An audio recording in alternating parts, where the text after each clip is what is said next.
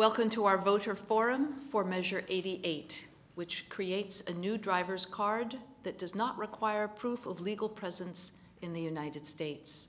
I'm your moderator, Debbie Kay, with the League of Women Voters of Portland. The League of Women Voters is a nonpartisan organization that works to help citizens make informed choices in elections. We do not endorse any candidate or political party, but rather we give voters the information they need to be informed voters. Membership information is available on our website and at the table at the back of the room. We thank the Multnomah Bar Foundation, Neil Kelly Design, and Paloma Clothing for their generous contributions to our education fund, making these forums possible. Today's forum is being recorded by our media partner, Portland Community Media. All forums will be available for on-demand viewing from a link on our website, lwvpdx.org.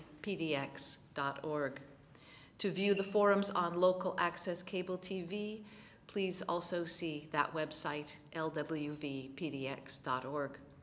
Voters can also look at our nonpartisan voters guide for answers to questions posed to all candidates, as well as a nonpartisan presentation of the ballot measures. The voter's guide is on our information table in print form and okay, an odd noise. And on our website, lwvpdx.org, you will also find free copies at the Multnomah County branches and the Multnomah County Elections Office. Another important voter resource is housed at the Secretary of State's website. It is called ORSTAR and enables you to see the financial sources for campaigns. In other words, to follow the money. Oh, it's in the children's room next door. I get it. Please type ORESTAR into your browser. Finally, to see information about the candidates and ballot measures that will appear on your ballot, go to vote411.org. Enter your street address, and the voter's guide information for only the items on your ballot will appear. Ballots will be mailed beginning today, October 15th, so look for yours to arrive soon. And now to our presentation. To discuss Measure 88 with us today, we have League member Peggy Bangry. Peggy, in conjunction with other League members, has reviewed the pros and cons of the measure. She will present factual information about it, including the best reasons collected from the measure's supporters and opponents. At the conclusion of Peggy's presentation, there will be time for questions from the audience. Please write legibly on the cards offered for this purpose. Peggy, it's yours. A referendum refers a bill that has been passed by the Oregon legislature to the entire electorate to determine whether it should become law. And Measure 88 is a referendum. In 2013, the Oregon legislature enacted Senate Bill 833 to modify the Oregon Vehicle Code to allow residents to obtain a card allowing them to drive without giving proof of citizenship, provided that they passed all the other requirements for obtaining a driver's license. The bill passed both House and Senate with comfortable bipartisan majorities and was signed by the governor. However, a Senate hearing on the bill had generated a standing room-only audience of passionate supporters and opponents, and the opponents immediately began the referendum process and obtained the approximately 58,142 signatures required to place Measure 88 on the ballot.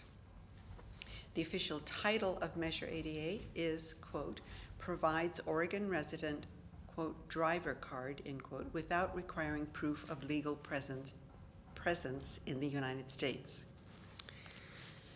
To obtain a driver's license in Oregon, a driver must provide proof of identity, proof of residency for 1 year, pass a vision screening, pass both written and driving tests, including giving proof of insurance on the test vehicle, have a photo taken, provide a social security number and proof of legal U.S. residence, and pay a fee. To obtain a driver's card, all the same requirements would have to be met, except that no social security number or proof of legal U.S. residence would be necessary. about 60,000 people might be eligible. The driver's card will look different from a driver's license and will clearly state that it is not to be used for identification. This is intended to prohibit its use for air travel, to enter a federal building, to register to vote, or to obtain any government benefit requiring proof of citizenship or lawful presence in the United States. Holders will not be allowed to drive commercial vehicles. It's not a commercial driving card. The Oregon Department of Transportation estimates the cost of the driver's card program at about $2.8 million for the first 2 years, for the 2 years beginning 2013, and $2.7 million for the 2 years beginning 2015. It will generate revenue from driver's fees of about $3.6 and $4.3 million during those 2-year periods. So there will be an excess. They estimate there will be an excess. The excess will be deposited in the state highway fund. I'm going to paraphrase what supporters and opponents say about the measure. Supporters say that Measure 88 will improve road safety and reduce the number of unlicensed and uninsured motorists on Oregon's road. They say that the driver card cannot be used to prove identity, to purchase firearms, or to obtain a commercial driver's license. Third, they say Measure 88 will help Oregon residents to know and follow the law and improve safety for drivers, bicyclists, and pedestrians. Fourth, they say Measure 88 pays for itself and provides additional revenue to the Department of Transportation. Opponents say that Measure 88 will enable illegal aliens to appear to have legal status in our state and the United States. The driver's cards may be confused with driver's licenses. Next, they say that Measure 88 subverts U.S. immigration laws and safeguards are not in place for possible criminal activities such as drug trafficking. Measure 88 does not require background checks. Third, they say Measure 88 may encourage additional illegal immigration to Oregon. Fourth, other states with the law have high numbers of uninsured drivers despite the law. Are there questions? Are there questions? While you're writing your questions, I have a couple. And thank you very much, You're Peggy, welcome. for explaining this to us. How have similar measures affected other states? Oregon would be the 11th state to enact such a law, but only 3 states, Washington and Utah and New Mexico, have had the law in place for for many years.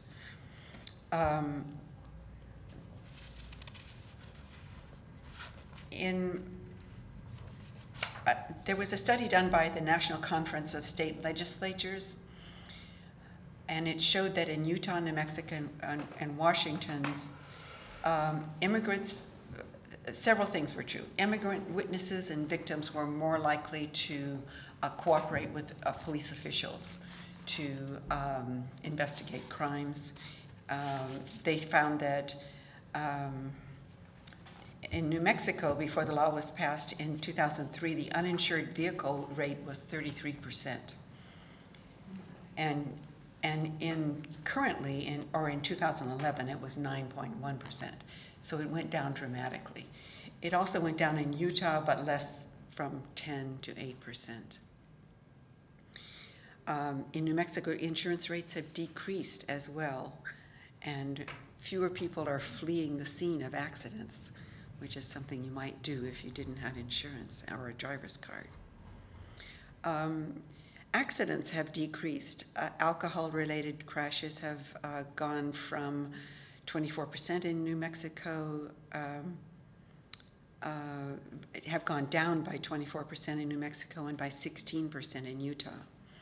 The overall number of fatal crashes and the total number of actual fatalities have also decreased. The state has an opportunity the study noted, to collect a database of people who are undocumented or who are taking advantage of the law to obtain a driver's card without documentation, without legal documentation. Thank you. Will the creation of a database of likely undocumented immigrants cause legal challenges for the state of Oregon or the individuals themselves in the future? I contacted the ACLU about this, and they say that in other states that have this card, the departments of motor vehicles have publicly stated that they will not share this information with federal immigration agencies or other agencies. But no law prevents the federal agencies from requesting the information or demanding it. They also say that it has not prevented undocumented immigrants from taking advantage of the law. It would appear that the immigrants feel that the risk of being part of a database is less than the risk of driving illegally. Thank you. Question from the audience. Would the proposed driver's card be accepted as identification for passengers on commercial airlines? This was, of course, in the Oregonian last week. The state voters pamphlet says no. The Oregonian PolitiFact organization column says yes. Do we know which is correct? It's not a simple answer, I'm sorry to say. The intent of the legislature is that the cards not be allowed as ID for air travel. The Oregonian recently contacted the Transportation Security Administration, however, that they are, of course, the people who look at your ID in airports. And they said that driver privilege cards would be acceptable identification for boarding a plane. I think it's important to recognize that this is not the only source of identification for people who are not United States citizens when they board a plane. If you have acceptable identification from your country of origin, for instance, a passport or something like that, that's perfectly acceptable for boarding a plane. Otherwise, we would have to exclude everybody who is not a US citizen from flying. But the Transportation Security Administration, TSA, said that these cards would be acceptable. Even though the card will state clearly on the card that it is not to be used for identification. Now, whether that fact was given to TSA at the time they were asked this question, I'm not sure, but their response was that the cards would be acceptable. Complicating the issue, however, is that there is a federal act, the Real ID Act, that has been passed by the federal government that is currently being phased in by the Department of Homeland Security.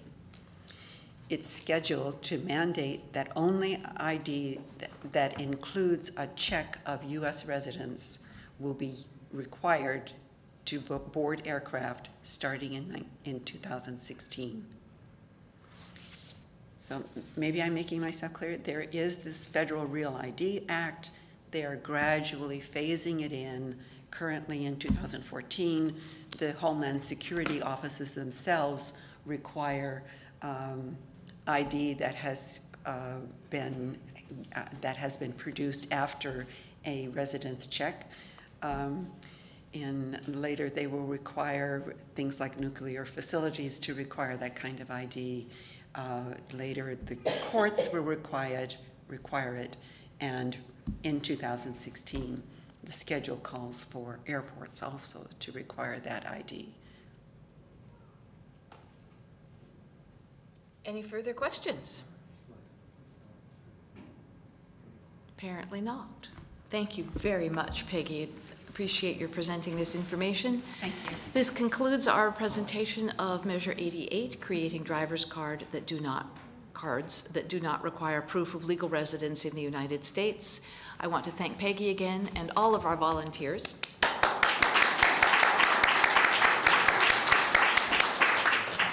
Again, please check the website, lwvpdx.org, to view all of our forums on demand and for replay dates, times, and channels for local access cable television. Pick up the voter's guide here and at your local public library. Online, check vote411.org for a preview of your very own ballot. Election Day is November 4th. As in all Oregon elections, it is mail-in only. Ballots must be mailed back early. I recommend Halloween because it's easy to remember and gives a few days for the Postal Service to deliver your ballot. Or you may hand deliver to an official drop-off site anywhere in Oregon, no later than 8 o'clock on Tuesday, November 4th. Postmarks do not count.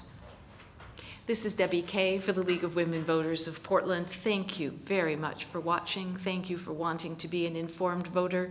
Please continue in that train of thought and know that your voice and your vote count. Thank you.